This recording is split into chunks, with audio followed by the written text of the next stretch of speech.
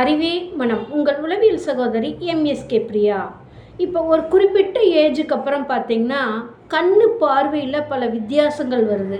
ஒன்று கண்ணு பார்வை மங்கலாக இருக்குது, இல்லை கண்ணு தெரியாமல் போகுது, இல்லை பார்வை ரெண்டாக தெரியுது, குறுகி தெரியுது, தூரத்தில் இருக்கிறது தெரியல, இல்லை பக்கத்தில் இருக்கிறது தெரியல. இந்த மாதிரி பல வித்தியாசங்கள் தெரியுது.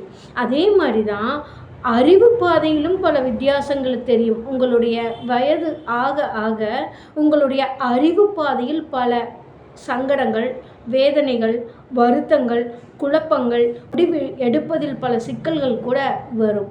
அப்போ இந்த அறிவு பாதையை எப்படி நம்ம தயார் பண்ணணும், எப்படியெல்லாம் இருந்தால் நம்மளுக்கு நல்லா இருக்கும், எதெல்லாம் இருந்தால் நம்மளுக்கான அங்கீகாரம் கிடைக்கும் அப்படிங்கிறத தெரிஞ்சுக்கிட்டோம்னா லைஃப் லாங் உங்களுக்கு போரே அடிக்காது.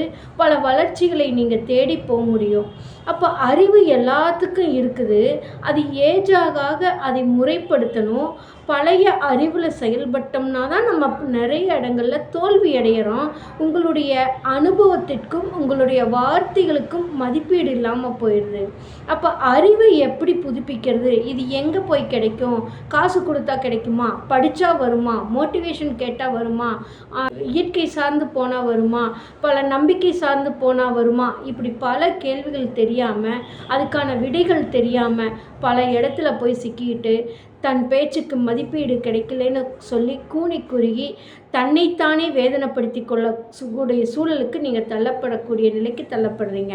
அப்போ இதுக்கெல்லாம் என்ன தீர்வுனா, உங்களுடைய அறிவை புதுப்பிக்கவும் நீங்கள் மறுசீரமைப்பதற்கும் எங்களுடைய எம்எஸ்கே லைஃப் கிளினிக் ஃபவுண்டேஷன் வாழ்க்கையில் முதல் கிளினிக் ஆரம்பித்து ஒரு தனி மனிதனின் வளர்ச்சிக்கு தேவையான கல்வி, பொருளாதாரம், உளவியல் ஆரோக்கியம், சமூக அந்தஸ்து இவற்றில் வளர்ச்சி அடைவதற்கும் வெற்றி அடைவதற்கும் அறிவில் பதிவான எண்ணம், சிந்தனை, செயல் இவற்றினை மறுசீரமைக்க முறைப்படுத்த எம்எஸ்கே மென்டார்ஷிப் ப்ரோக்ராம் கொடுத்து கொண்டு வருகின்றோம் எங்களுடைய எம்எஸ்கே லைஃப் கிளினிக் ஃபவுண்டேஷனில்.